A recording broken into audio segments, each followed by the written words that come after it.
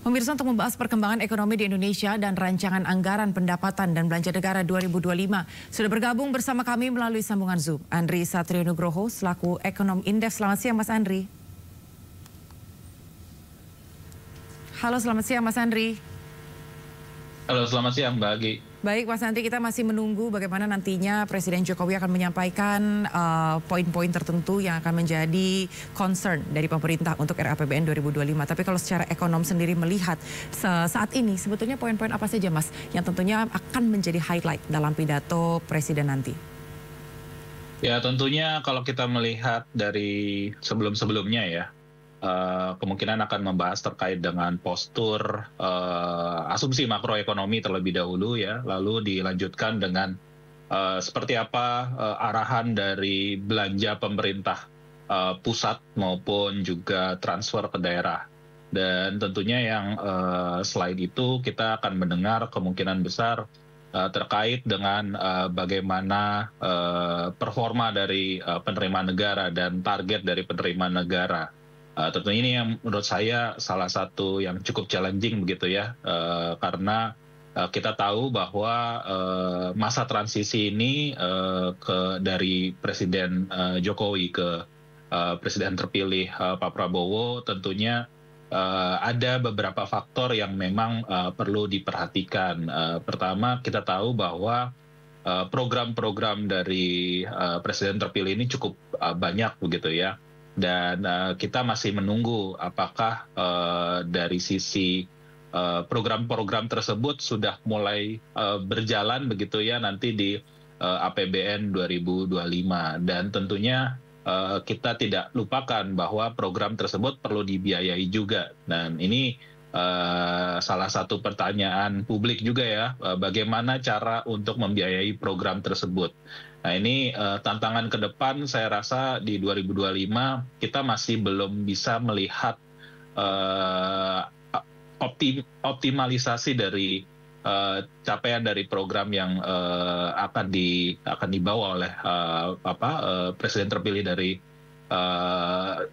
sisi anggaran gitu. Jadi tentunya yang kita tunggu-tunggu gitu ya, apalagi beberapa target-target Presiden terpilih seperti pertumbuhan ekonomi hingga 8% ya, bahkan mungkin dari sisi pesimisnya 6-7%. Nah kalau kita melihat di RAPBN ini kan paling mentok di 5,5%. Nah ini salah satu hal yang mungkin belum bisa tercermin ya di APBN 2025 begitu Mbak Agi.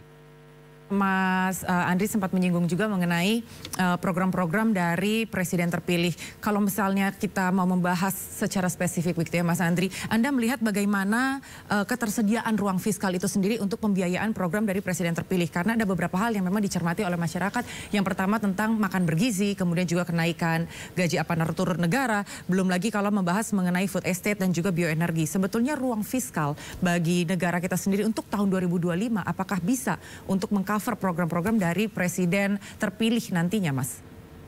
Ya, maka demikian kalau kita melihat target lain dari sisi penerimaan begitu ya, dari Pak Prabowo sendiri kan rasio pajak sampai 23%. Nah ini juga salah satu hal yang cukup challenging begitu ya, di tengah sekarang kita tahu bahwa rasio pajak kita ya tidak lebih dari 10-12%. Tentu dibutuhkan penerimaan negara yang cukup besar untuk membiayai program-program tersebut. Nah, kalau kita melihat memang dari sisi APBN 2025 masih belum kelihatan begitu ya.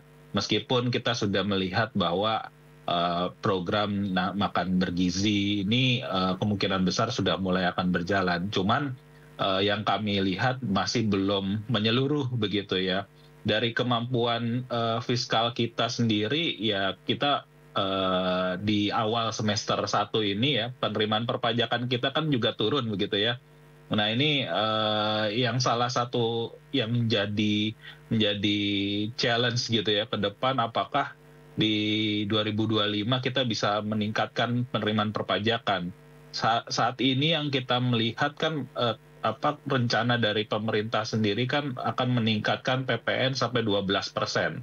Nah, menurut saya itu juga tidak cukup gitu ya untuk menaikkan PPN gitu ya. Karena masih banyak sekali persoalan-persoalan dari penerimaan perpajakan kita. Bagaimana kita melihat bahwa masih belum cukup efisien pemerintah dalam hal ini untuk kolek pajak, terutama dari masyarakat kelas atas gitu.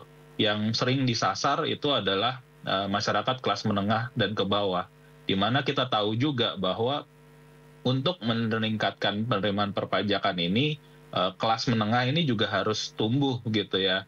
Tapi kalau kita berbicara pada hari ini, kelas menengah justru turun kelas begitu ya, karena tekanan-tekanan dari dari perekonomian kita di semester awal 2024 ini cukup besar begitu. Jadi tingkat konsumsi dari masyarakat itu juga tergerus, daya belinya cukup menurun, dan satu lagi yang tidak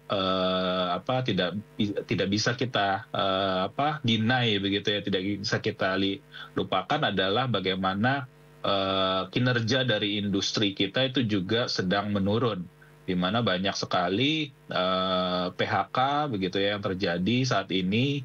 Dan kalau kita berkaca kepada penerimaan perpajakan, kontribusi terbesar dari penerimaan perpajakan itu berasal dari industri, terutama industri manufaktur. Nah, sayang sekali ketika kinerja industrinya turun, maka penerimaan perpajakannya juga turun. Jadi ini juga salah satu tantangan ke depan ya di 2025, sangat-sangat sulit untuk bagaimana presiden terpilih ini merealisasikan program-programnya. Dan kalaupun tidak berasal dari penerimaan perpajakan, ya pada akhirnya kita menempuh pembiayaan yang lain, yaitu terkait dengan utang.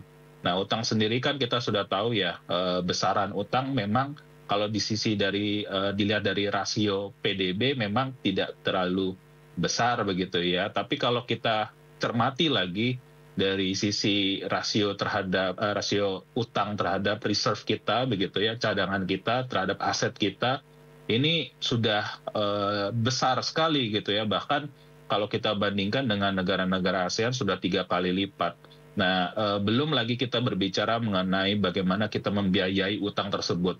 Karena pada hari ini kita juga kesulitan sebetulnya untuk membiayai bunganya saja begitu ya, bunga utangnya sendiri. Jadi beberapa persoalan ini sebetulnya akan menjadi hal yang harus dipikirkan di presiden terpilih, dan ruang gerak fiskal untuk membiayai program juga menjadi salah satu hal yang tentunya jika presiden terpilih ini tidak memiliki strategi atau lompatan yang cukup extraordinary begitu ke depannya, maka saya rasa pertumbuhan ekonomi ini juga pasti akan menjadi implikasi pertumbuhan ekonomi yang tidak besar begitu ya. Itu jadi implikasi ketika tidak adanya program-program atau strategi yang jitu begitu ya di 2025 ke depan. Mas Andri menyampaikan bahwa rasio pajak kita yang sudah rendah, yaitu di bawah 20%, terus kemudian juga untuk penerimaan pajak negara sendiri juga sangat terbatas. Berarti sebetulnya memang sangat kompleks ya Mas, karena kan sebetulnya negara sendiri memerlukan penerimaan bukan pajak. Sementara kalau dilihat tahun depan sendiri, sepertinya negara memang masih belum bisa mengandalkan ekspor komoditas. Sehingga ketika memang ada beberapa target yang harus ditempuh begitu untuk nantinya APBN 2025. Kemudian kira-kira apa yang perlu diprioritaskan oleh negara? Khususnya program-program mana yang sebetulnya layak untuk diperjuangkan supaya jangan semakin memperlebar anggaran defisit negara, Mas? Ya, kalau saya melihat tadi yang disebutkan bahwa terkait dengan ekspor komoditas, hari ini gitu ya, kemarin kebetulan rilis dari BPS untuk ekspor dari Juli ini ya, ekspor dan impor dari Juli ini sudah kita tidak bisa menikmati surplus dari perdagangan kita. Artinya kita sudah masuk ke dalam defisit perdagangan juga begitu ya.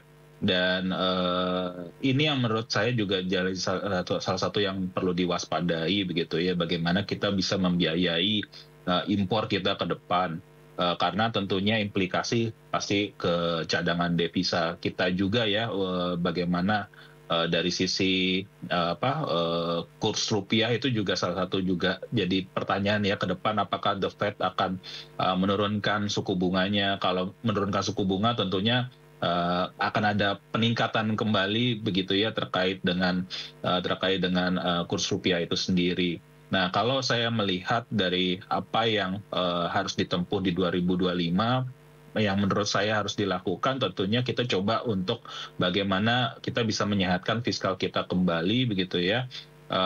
Tentu ini implikasinya adalah di program gitu ya, di program yang mungkin tidak bisa terdeliver semua. Yang ini menurut saya singgungannya lagi ya ke politik, pasti akan ada pertanyaan-pertanyaan dari publik, program-program yang dijanjikan akan seperti apa begitu. Tetapi perlu diingat juga bahwa kalau kita terlalu mendorong seluruh program itu tercapai di 2025, maka implikasinya pasti ketidaksinambungan dari fiskal kita pasti akan terganggu ke depan begitu. Dan tentu yang menurut saya perlu didorong itu adalah bagaimana program kita untuk meningkatkan penerimaan perpajakan kita, baik itu dari sisi pajaknya maupun yang tadi disebutkan oleh Mbak Agi adalah dari PNBP. Ini yang harusnya perlu dilihat ya. Strategi dari Presiden terpilih sendiri kan membuat badan penerimaan negara ya. Tapi menurut saya itu akan take time juga. Badan penerimaan negara mungkin membutuhkan waktu 1 sampai 2 tahun untuk konsolidasi antara direktorat di bawah Kementerian Keuangan. Nah, ini menurut saya malah tidak begitu cukup tidak cukup optimal gitu ya ke depannya untuk meningkatkan penerimaan perpajakan kita. Untuk angka pertumbuhan yang ditargetkan bahwa 5,5% ini dengan juga nilai tukar rupiah kita terhadap dolar Amerika di bawah 16.000 termasuk overconfidence atau memang bisa tercapai, Mas Andri? Saya rasa sih sebetulnya kalau tercapai atau tidak tercapai kita merujuk kepada angka di tahun 2024 ya. Di mana kita tahu bahwa triwulan 2 pertumbuhan kita hanya mentok di 5,05 dan semester 1 ini secara keseluruhan 5,08. Nah, untuk target di 5,2 di tahun ini saja, ini Indef sendiri memperkirakan tidak tercapai. Kemungkinan besar pertumbuhan ada di level 4,9 begitu ya, atau mungkin paling mentoknya di 5. Nah, ini yang menurut saya jadi tantangan ke depan. Kalau tidak ada pembenahan dari sisi konsumsi misalnya ya, bagaimana 60% motor penggerak dari perekonomian kita ada di konsumsi, dan dari sisi kelas menengahnya sekarang sudah turun begitu ya, daya beli masyarakat juga tergerus, mereka juga sulit untuk melakukan konsumsi. Lalu dari sisi investasi sendiri yang 30% motor penggerak dari perekonomian kita. Saat ini memang sudah ada peningkatan realisasi investasi, diklaim lebih besar dibandingkan tahun-tahun sebelumnya. Tetapi yang perlu diingat adalah efisiensi dari investasi untuk meningkatkan pertumbuhan ekonomi masih belum terlihat cukup jelas, di mana angka incremental capital output ratio atau ICOR kita masih cukup tinggi dibandingkan negara lain. Artinya apa? Sebesar apapun investasi yang ada di dalam negeri, ini sulit untuk mendorong pertumbuhan ekonomi. Nah, makanya kita berharap bahwa 2025 investasi itu juga menjadi salah satu hal yang perlu diperhatikan. Bagaimana kita bisa meningkatkan investasi tidak hanya di sektor-sektor ekstraktif seperti pertambangan atau sekarang ya hilirisasi di logam dasar, tetapi kita bisa mendorong ke arah-arah yang memang sebetulnya bisa menggerakkan perekonomian secara keseluruhan gitu. Jadi misalnya program pemerintah terkait dengan hilirisasi, harapannya sih sebetulnya tidak hanya seperti yang disampaikan oleh Presiden di awal pidato tadi ya, bahwa hanya berbicara mengenai nikel, tembaga, timah begitu ya. Tapi ke depan ya, seperti apa arah hilirisasi terkait dengan komoditas-komoditas lain seperti petrokimia, bagaimana kita berbicara mengenai industrialisasi juga untuk produk-produk pertanian dan perkebunan kita gitu ya, terkait dengan perikanan. Nah, ini hal-hal yang menurut saya harus didorong begitu ya, jangan terpaku kepada sektor-sektor ekstraktif saja begitu. Karena kalau kita hanya berpaku di sana, tentunya efeknya tidak cukup besar begitu ya dibandingkan dengan sektor-sektor yang tadi saya sebutkan begitu untuk menggerakkan perekonomian secara keseluruhan begitu Mbak Anggi. Kita akan jeda dulu sesaat Mas Andri, tentunya masih banyak sekali yang akan kita bahas. Kita akan melihat pemirsa bagaimana saat ini suasana terkini di Istana Merdeka. Sudah ada rekan kami? Maksud kami dari gedung DPR RI, sudah ada rekan kami Faisal di sana. Selamat siang Faisal, bisa disampaikan apa yang saat ini? Aldi dan juga pemirsa, untuk di bagian luar gedung Nusantara, kami melihat memang sedang persiapan dari menyambut kedatangan dari Presiden Republik Indonesia Joko Widodo yang nantinya akan kembali membacakan pidatonya terkait RAPBN 2025 di dalam sidang paripurna DPR RI yang akan digelar pada siang ini. Kemudian dapat kami informasikan pula, Aldi dan juga pemirsa, memang dalam sidang paripurna DPR RI untuk membahas RAPBN 2025 ini akan dihadiri pula oleh sejumlah menteri. Tadi kami melihat yang sudah hadir adalah AHY begitu, yang memang sudah memasuki ruang sidang paripurna yang sebentar lagi, tadi kami sampaikan kurang lebih 5 menit lagi sidang paripurna ini akan dimulai. Kemudian dapat kami sampaikan pula, Aldi dan juga pemirsa, memang untuk sidang paripurna DPR RI ini ada sejumlah pokok pembahasan yang disampaikan. Kita nantikan, Aldi, jalannya sidang paripurna ini. Demikian, kembali ke Anda. Balik. Baik Mas Andri, masih bersama kami saat ini? Ya. Baik, Mas Andri, tadi kalau misalnya Anda menyampaikan bahwa sebesar apapun investasi yang masuk ke Indonesia, tapi nyatanya memang belum bisa sepenuhnya menutup penerimaan negara. Sementara itu kita juga tahu bahwa masih ada program-program lain yang masih harus jadi perhatian pemerintah, seperti salah satunya IKN, di mana ini juga investasi yang bukan angkanya kecil. Sementara tidak semua investasi atau pembiayaan, skema pembiayaan yang dilakukan pemerintah untuk IKN ini bergantung kepada APBN negara. Tanggapan Anda seperti apa, Mas? Ya, jika memang ini yang diinginkan oleh pemerintahan ya, bahwa pemerintahan yang baru ya, bahwa kita mendengar bahwa ketika ditanya terkait dengan IKN, targetnya 5 tahun sudah bisa tercapai begitu ya. Nah ini menurut saya cukup optimis gitu, tapi menurut saya hal ini sulit memang ya tercapai karena kembali lagi bahwa apakah pertanyaan besarnya apakah IKN ini menjadi program unggulan dari presiden terpilih gitu ya. Jika memang tidak menjadi program unggulan, bisa jadi IKN tidak dipandang lagi begitu ya ke depan gitu, karena kita tahu bahwa cukup costly untuk mendanai IKN dan pada intinya bahwa IKN ini bukan hanya berhenti di satu presiden saja begitu. Ini adalah legacy yang harus diteruskan menurut saya minimal ya tiga periode presiden berturut-turut. Kenapa? Karena sangat sulit untuk mendatangkan investasi ke IKN ini. Investor juga bertanya kan pastinya kapan mereka mendapatkan return on investment, kapan mereka mendapatkan cuan dari investasinya begitu ya. Ini yang sampai dengan hari ini kan masih belum bisa dijawab ya oleh pemerintah, apalagi kalau kita berbicara investasi di sektor real harus bisa meyakinkan kapan mereka mendapatkan keuntungan tersebut. Nah, untuk itu tentunya pembangunan dari IKN menurut saya pasti akan sedikit demi sedikit begitu ya. Kalaupun dibatalkan ya saya rasa ini too big to fail gitu ya, terlalu besar untuk gagal.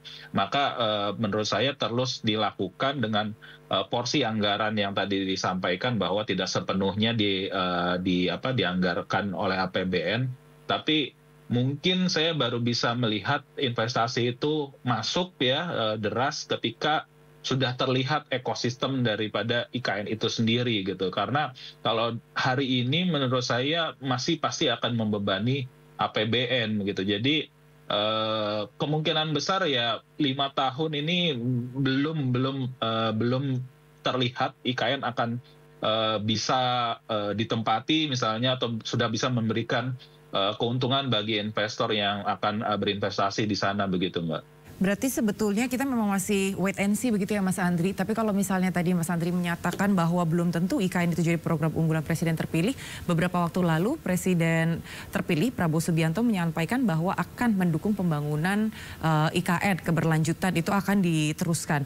Namun sebetulnya ketika nantinya IKN ini akan menjadi salah satu program yang diprioritaskan oleh pemerintahan Presiden terpilih, sementara juga perekonomian saat ini dari dunia juga masih wait and see, masih melambat dengan adanya berbagai macam faktor. Bagaimana kira-kira semua jenis sektor di Indonesia sendiri bisa sama-sama membangun segala lini untuk mendapatkan pencapaian investasi yang maksimal, Mas?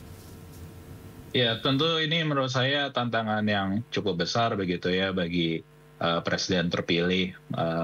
Dari sisi program sendiri, tentu Presiden terpilih ini harus melihat program yang cukup strategis menurut dia seperti apa gitu, karena kalau dia sebagai presiden tentunya fokus utama adalah bagaimana dia bisa ya secara politik mungkin ya saya bisa menyinggung sedikit bagaimana legacy dari program itu terus bertahan gitu ya.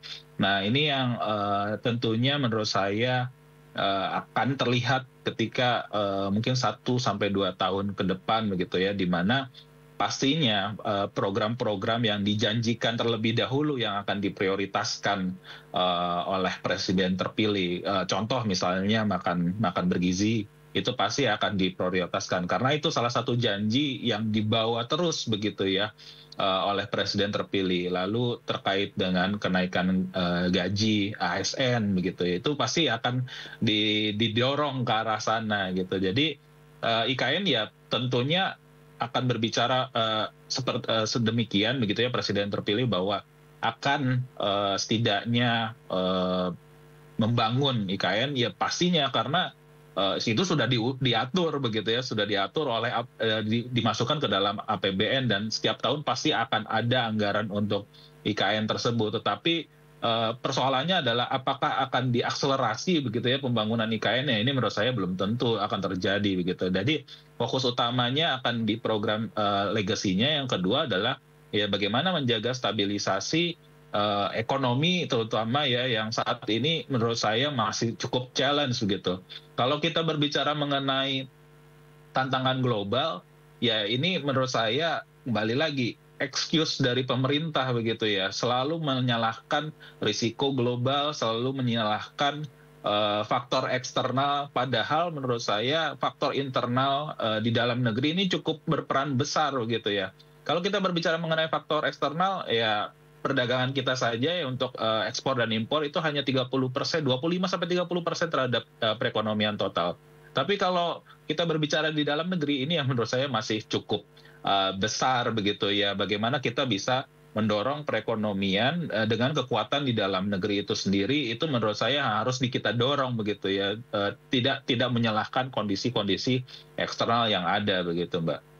Ini tantangannya justru bagaimana tantangan global yang ada dan bagaimana ketidakstabilan ekonomi itu justru tetap menjaga stabilitas ekonomi dan bagaimana APBN itu sendiri bisa mengakomodir baik itu program-program dari janji politik presiden dan wakil presiden terpilih serta mengakomodir pembangunan dan kesinambungan dari pembangunan Presiden Jokowi. Mas Andri jangan kemana-mana dulu, kita akan jeda dulu sesaat. Baik pemirsa, kami akan kembali usai jeda, tetap bersama kami. Pemirsa, kita akan kembali melanjutkan perbincangan kami bersama ekonom Indef, Mas Andri Satrio Nugroho. Mas Andri masih bersama kami? Iya, Mbak Agi. Iya, Mas Andri, kita memang masih menunggu yang sebentar lagi Presiden Jokowi akan kembali menyampaikan pidatonya. Ini masih terkait dengan nota keuangan dan RAPBN. Selalu seru Mas Andri kalau misalnya bicara soal keuangan begitu ya. Apalagi tadi pagi Presiden Jokowi sempat menyampaikan adanya cakupan internet yang mencapai 79%, kami catat, dan juga elektrifikasi di Indonesia sudah mencapai 99% di Indonesia. Nah, menurut Mas Andri sendiri, apakah ini bisa memaksimalkan digitalisasi dan juga ruang gerak UMKM di Indonesia sehingga kembali lagi bisa memaksimalkan pertumbuhan negara? Ya, Mbak Agi, tentu kalau kita berbicara mengenai digitalisasi UMKM ini, cukup panjang ya. Kita tidak hanya berbicara mengenai infrastruktur. Pertama itu tentunya adalah pemberdayaan terkait dengan UMKM itu sendiri.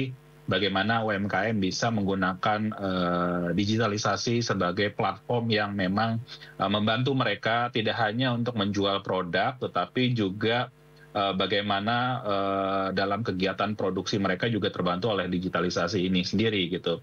Dan tentu yang menurut saya menjadi masalah adalah pada hari ini ketidaksinkronan antara UMKM dan juga usaha besar.